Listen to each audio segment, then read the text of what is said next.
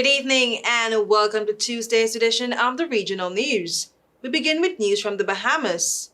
National Security Minister Wayne Monroe says the pilot of the twin-engine plane, which crashed on Ragged Island on Sunday, did not file a fight plan, hinting at the possibility of those on boarding being involved in the illegal drugs trade.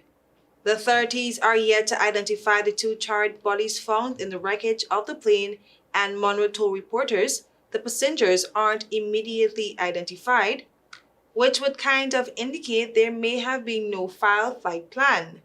Police said they discovered the twin-engine plane east of Duncantown Airport engulfed in flames, and that an initial examination of the aircraft revealed the remains of one person, but later the remains of a second person was found.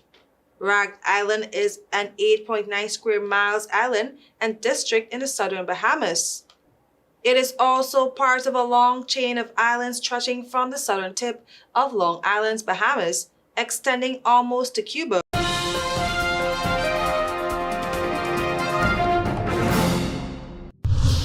We tell you now that Prime Minister Dr. Ralph Gonsalves has announced a cost of living initiative intended to benefit 3,000 people for 3 months.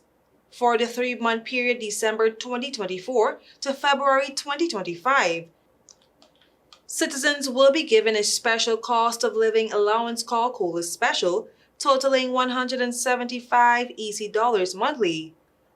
Gonsalves, speaking at a traditional Independence Parade of the Protective Service held that night for the first time since independence on October 27, 1979, said this will be rolled out to 3,000 means-tested, particularly vulnerable households. Prime Minister Gonsalves said the government will evaluate this program after the initial rollout, with a view to a possible continuation further into 2025. The independence address could be the second to last before general elections, which are constitutionally due by February 2026, but are widely expected before the end of 2025. Gonsalves also announced that his ruling Unity Labour Party ULP government would be ramping up its surveillance of those unscrupulous retailers.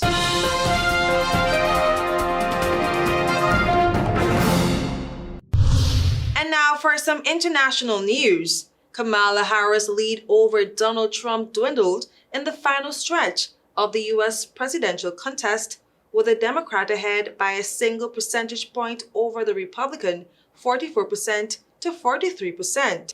The 3-day poll completed on Sunday showed the race effectively tied ahead of the November 5 election. The poll had a margin of error of about 3 percentage points in either direction.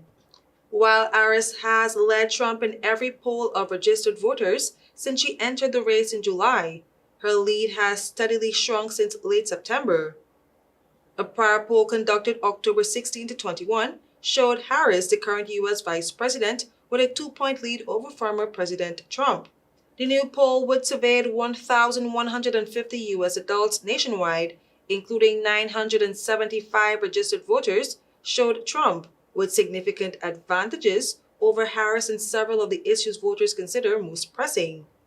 Asked which of the two candidates had a better approach to the economy, unemployment, and jobs, voters in the poll picked Trump 47% to 37%. Trump has had an edge on the economy throughout the campaign, and 26% of voters in the latest poll cited jobs and the economy as the country's most pressing problem, compared to 24% who cited political extremism and 18% who pointed to immigration. Trump's biggest edge in terms of policy could be on migration issues, where he has put forward hardline proposals that include mass deportations of migrants in the country illegally. Some 48% of voters in the latest poll said Trump's approach to immigration was best, higher than 33% who picked Harris. The poll also showed Harris' advantage on the issue of political extremism to be dwindling. Some 40% of voters in the poll said she had a better approach to handling political extremism and threats to democracy, compared to 38% who picked Trump. I am KERESE Gonzalez. Thank you for watching.